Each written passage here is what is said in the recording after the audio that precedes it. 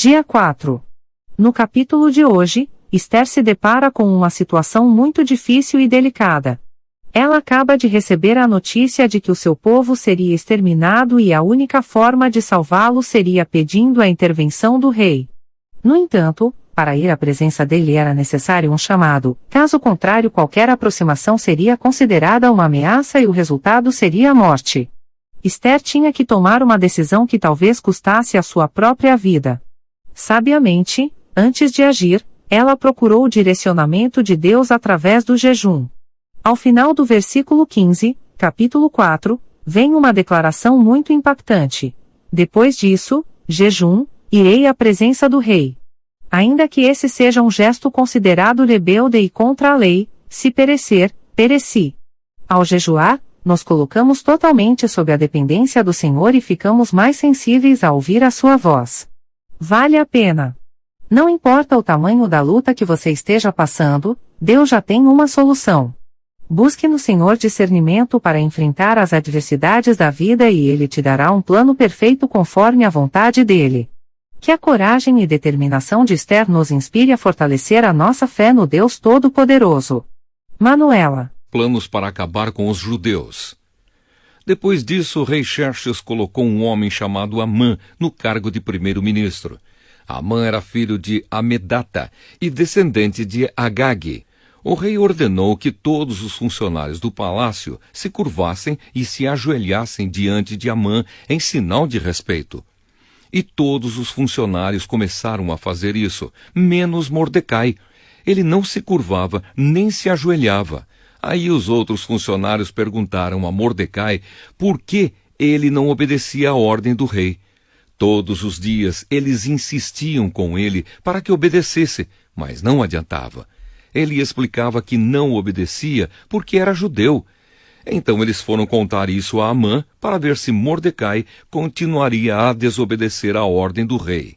Amã ficou furioso quando viu que Mordecai não se ajoelhava em honra dele. Esther, capítulo 4. Mordecai pede a ajuda de Esther.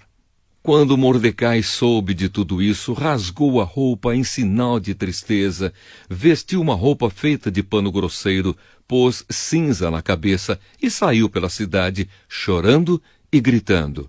Quando chegou à entrada do palácio, ele não entrou, pois quem estivesse vestindo daquela maneira não podia entrar. E em todas as províncias, em todos os lugares onde foi lida a ordem do rei, os judeus começaram a chorar em voz alta. Eles se lamentaram, choraram e jejuaram, e muitos deles vestiam roupas feitas de pano grosseiro e se deitaram sobre cinzas. Esther ficou muito aflita quando as suas empregadas e os seus eunucos lhe contaram o que havia acontecido. Ela mandou roupas para Mordecai vestir, mas ele não quis. Então ela mandou chamar Ataque, um dos eunucos do palácio, que tinha sido escolhido para atendê-la, e ordenou que ele fosse falar com Mordecai para saber o que estava acontecendo e qual era a razão de tudo aquilo. Ataque foi procurar Mordecai na praça que havia em frente do palácio, e Mordecai contou tudo o que tinha acontecido com ele. Disse também a quantia exata que Amã tinha prometido depositar nos cofres do rei como pagamento pela destruição de todos os judeus. Mordecai entregou a Ataque uma cópia do decreto que havia sido lido por toda a cidade de Suzã, ordenando que os judeus fossem mortos. E Mordecai pediu a Ataque que levasse a cópia a Esther, explicasse tudo direito e pedisse a ela que fosse falar com o rei e insistisse que ele tivesse piedade do povo dela. Ataque fez o que Mordecai tinha pedido, e Esther mandou Ataque entregar a seguinte resposta a Mordecai. É do conhecimento de todos, desde os servidores do palácio até os moradores de todas as províncias, que ninguém, seja homem ou mulher, pode entrar no pátio de dentro do palácio para falar com o rei, a não ser que tenha recebido ordem para isso. A lei é esta: quem entrar sem licença do rei será morto, a não ser que o rei estenda o seu cetro de ouro para essa pessoa. E já faz um mês que o rei não me manda chamar.